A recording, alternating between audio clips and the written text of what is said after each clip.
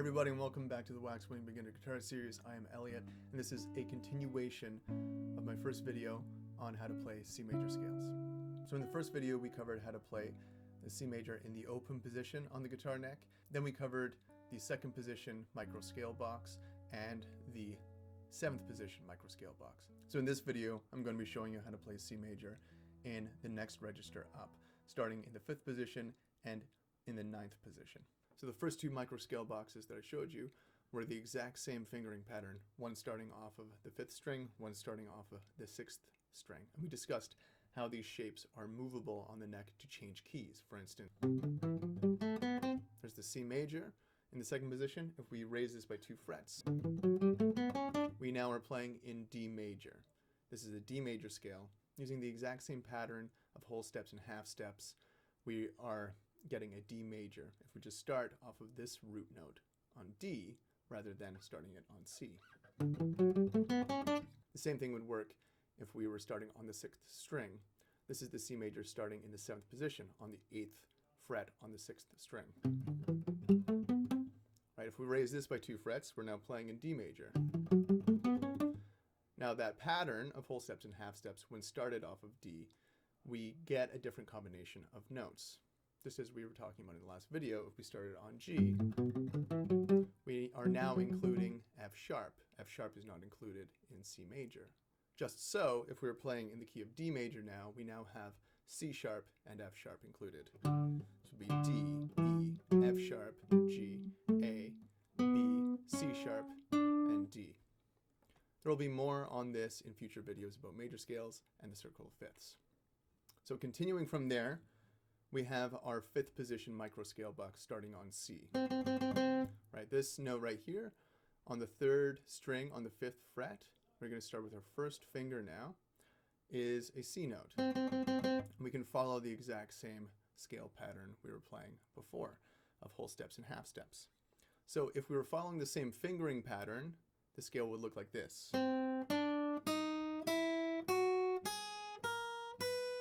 Doesn't quite sound the same though, does it, than this?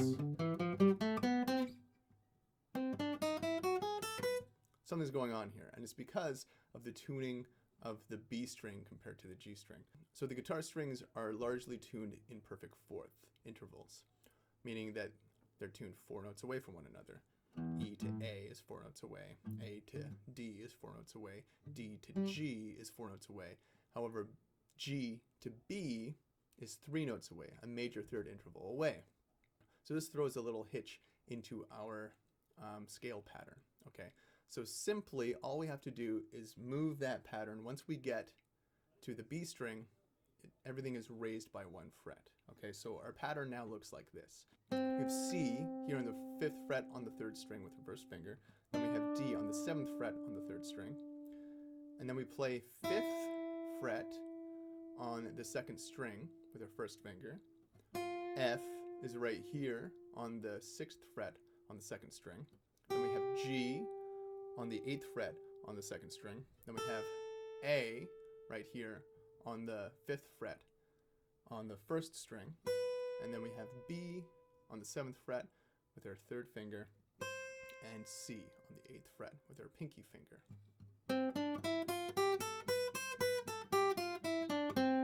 Once we get used to some of these different scale patterns, we can start to connect them together and see where they intersect, right?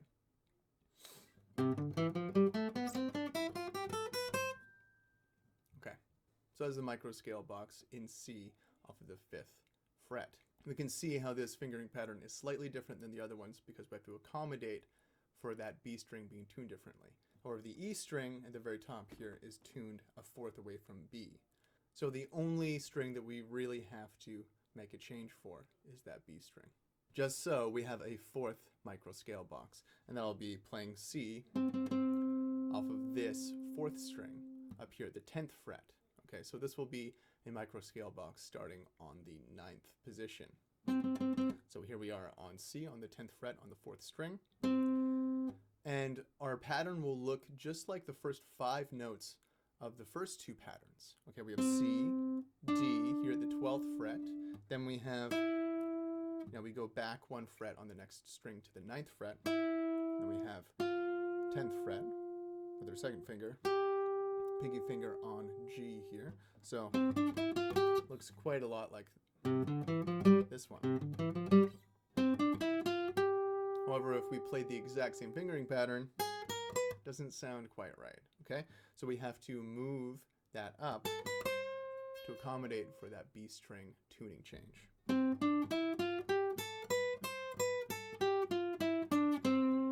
Okay?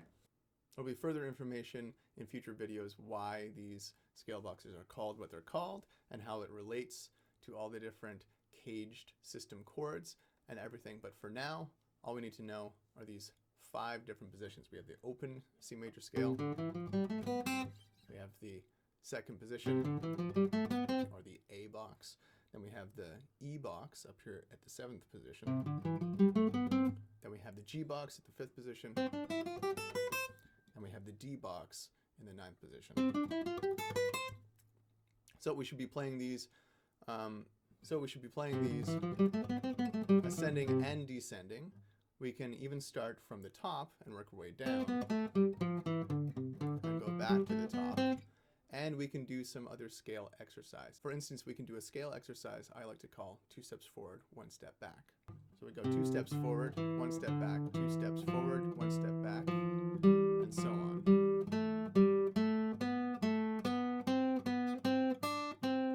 And back down. We can do this with all of these different scale boxes. And then we can play the scale in thirds.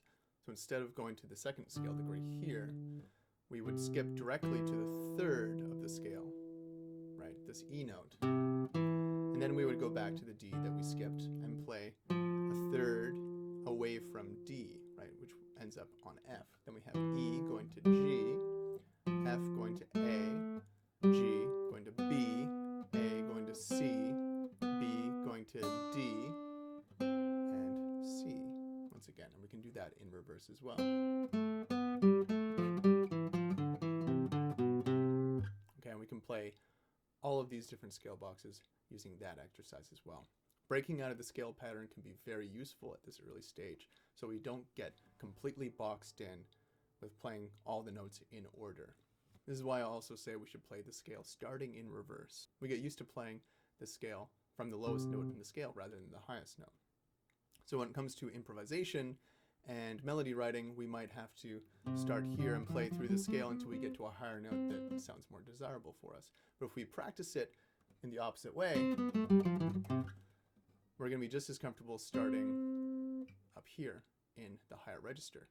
So just like in the first video, we want to be naming the notes and the scale degrees of each note as we play through these scale boxes. C1, D2, E3, F4, G5, A6, B7, C1, and in reverse as well. C1, D2, E3, F4, G5, A6, B7, C1, and in reverse.